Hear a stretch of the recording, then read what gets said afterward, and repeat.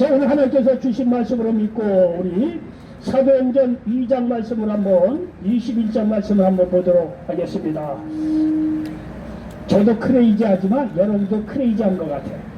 한국말로 번역하면 저도 미쳤지만 여러분도 이런 날씨는 집에 가서 말이야 빈대떡 구워 먹고 말이야 막걸리 한잔 해야 되는데 말이야. 아 우리가 말이죠 어떻게 여기까지 나왔을까. 하여튼 우리가 뭐 저야 그렇다 치지만 정말 여러분은 대단한 분 같아요. 정말 이런 날씨에도 불구하고 이렇게 예배로 말이죠 하나님을 만나려고 나온 분들에게 정말 하나님께서 여러분의 노후의 삶 책임지시고 축복하시고 함께하여 주시길 믿습니다. 아니 이게 정말 그냥 하는 얘기가 아니라 정말 진심으로 하는 얘기입니다. 물론 다른 때도 다 진심으로 하지만은 오늘 같은 날씨는 말이죠 정말로 이렇게 달려나온 모든 분들에게 하나님께서 아주 각별하신 은혜를 더하여 주시길 믿습니다. 아 제가 봐도 그런데 하나님 보시기에도 말이죠 안 그렇겠습니까? 자 오늘 하나님께서 주신 말씀을 믿고 사도행전 21장 10절로 14절까지 한번 보도록 하겠습니다. 자기 주를 찾아내고 말하되 성령의 말씀하시되 예루살렘에서 유대인들이 일하시니 자 사도행전 21장 10절 이하의 말씀입니다. 잠깐만 봉독하도록 하겠습니다.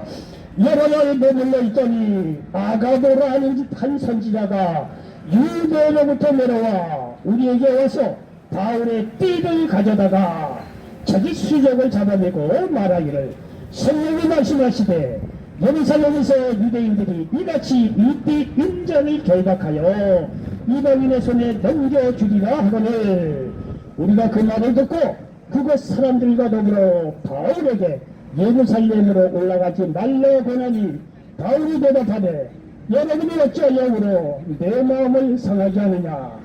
나는 주 예수의 이름을 위하여 결박당할 뿐 아니라 예루살렘에서 죽을 것도 각오하였노라 하니 그가 고난을 받지 아니하므로 우리가 주의 뜻대로 이루어지이다 하고 그쳤노라. 아멘.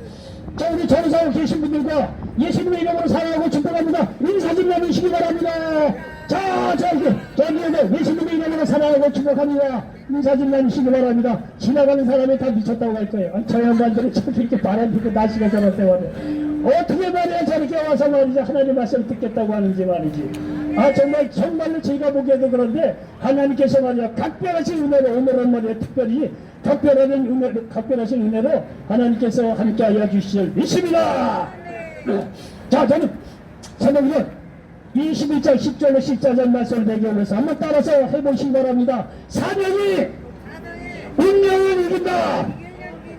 다시 한번 말이죠. 사명이 운명을 이긴다. 자, 저는 사도행전 21장 10절로 14절 말씀을 배경으로 해서 사명이 운명을 이긴다 이런 말씀을 전하면서 하나님의 은혜가 넘치시기를 예수님의 이름을 간절히 축원을 드리겠습니다.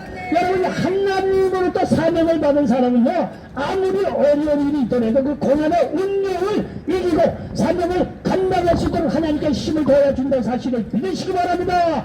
사명이 인간의 운명을 이긴다는 거예요. 아무리 어려운 일이 있더라도 운명과 같은 고난과 좌절이 있다고 하더라도 하나님께 사명을 받은 사람은 그 운명을 이기고 하나님의 사명을 이루고 하나님께 쓰임받고 축복받는 믿음의 인물이 된다는 사실을 믿으시기 바랍니다.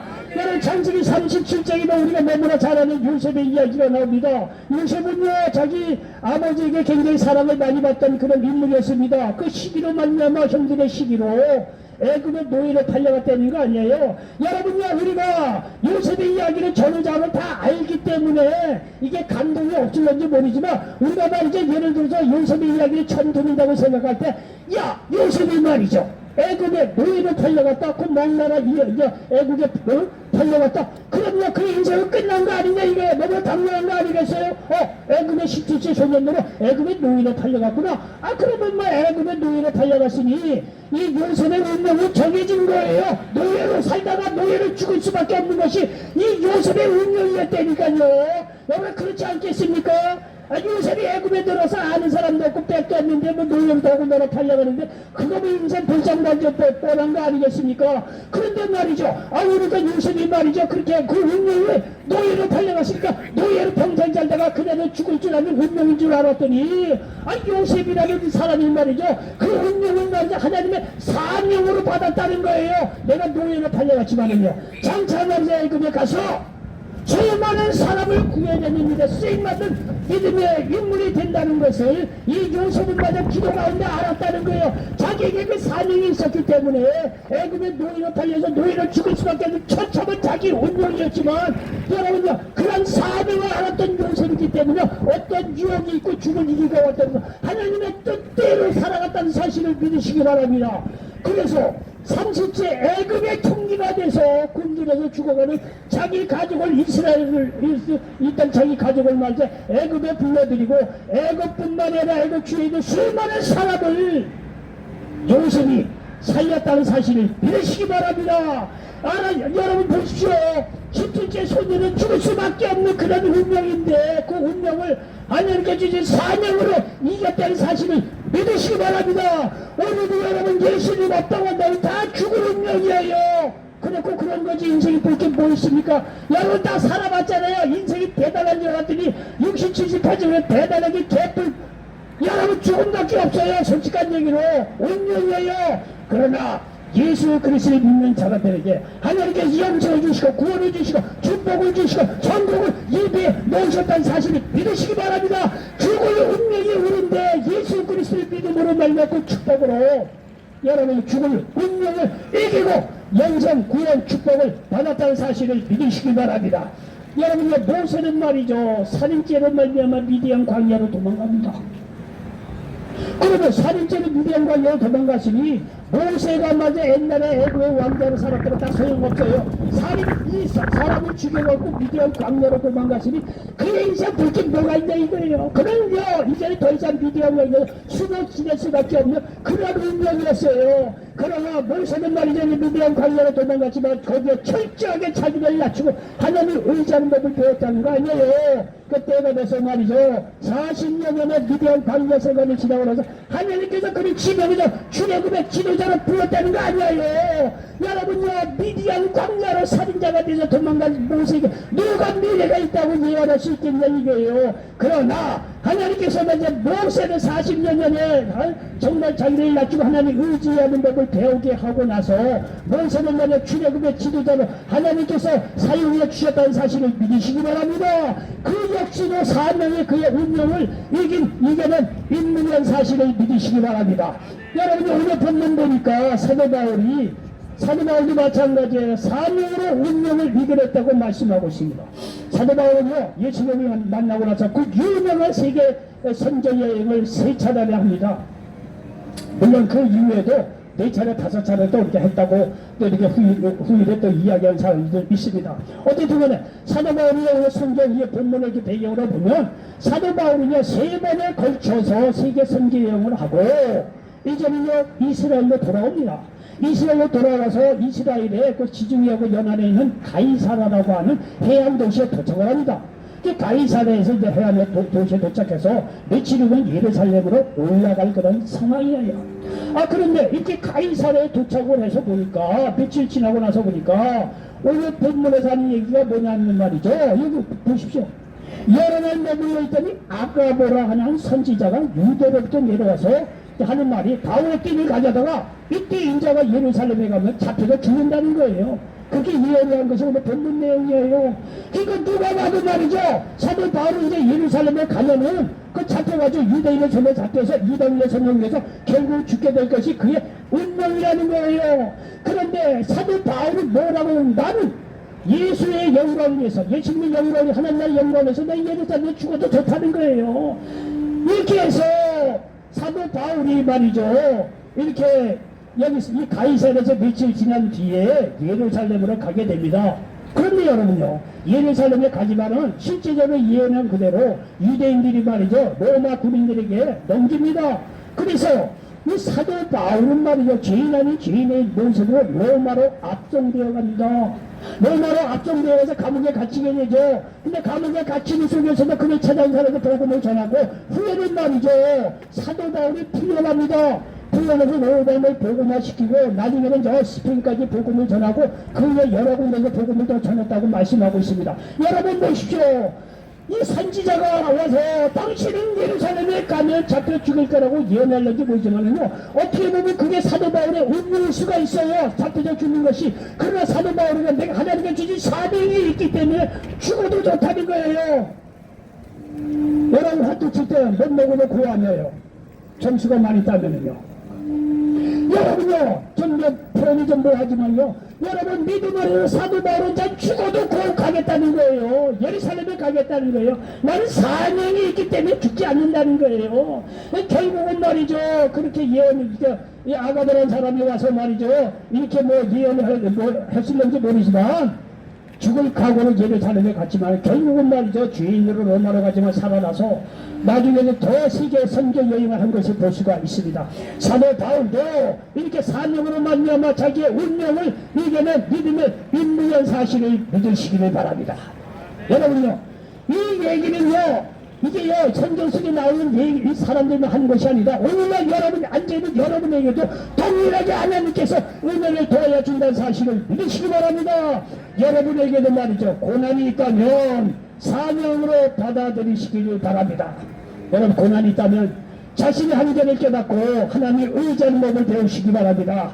여러분의 치유가 일어나고 문제 해결의 역사가 일어난다는 사실을 믿으시기 바랍니다. 시편 23편 1절에 보니까 야훼는 나의 목자시니 내게 부족함이 없으리로다 말씀하고 있습니다. 그리고 자신의 고난을 사명으로 받아들이시기를 바랍니다. 자신의 고난을 사명으로 받아들이시라는 거예요. 여러분요, 잘 들어보십시오. 병든 사람이 예수님을 믿으면 고침받습니다.